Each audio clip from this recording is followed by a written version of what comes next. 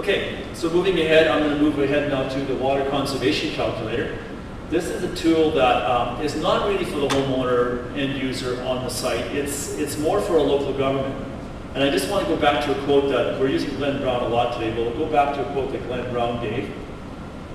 And really what he's, I'm not going to read it, but really what he's saying here is if a local government wants to get funding from the provincial government for infrastructure, you're going to have to demonstrate that you have good water conservation policies, water management policies in place. So how are you going to do that?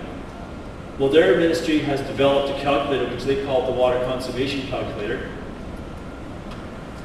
And this is an online tool. It's not quite ready yet. It's not available on the site right now.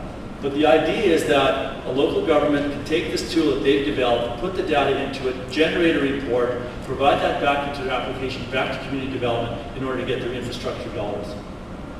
This will be ready here. It should have been ready about now, so it should be on site. It is live now. It wasn't live last week, but it's live now. So you can actually go to the site.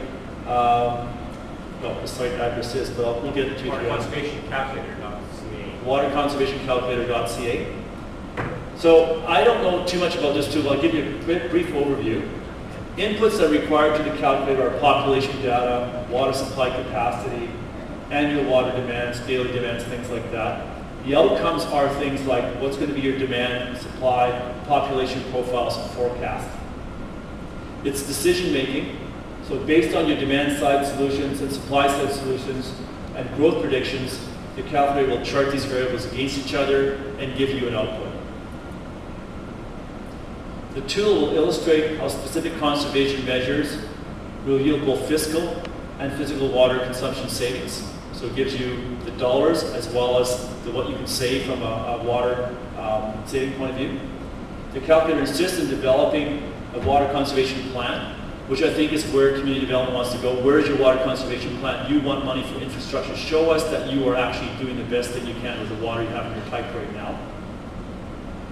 So it's a decision-making tool. It's best suited for communities that are less than 25,000, but I don't think it's limited to that. You can go to communities that are larger, but obviously the larger communities you get, there's more input required. It's suited very well to smaller communities, but that doesn't necessarily mean you can't go to larger communities as well. Some of the benefits, it measures offset infrastructure upgrades, so it tells you what if we save this amount of water, what infrastructure do we not have to build, what's the dollar value of that. It can provide a printable report so that you can take this report after you run the calculator, attach it to your application when you send it into community development. And I think the other tool that I think goes beyond just making your grant application, that you can use this tool in your presentation to council. You can sort of say, if we do these things, here's the savings that we can have down the road. Here's the infrastructure we can offset.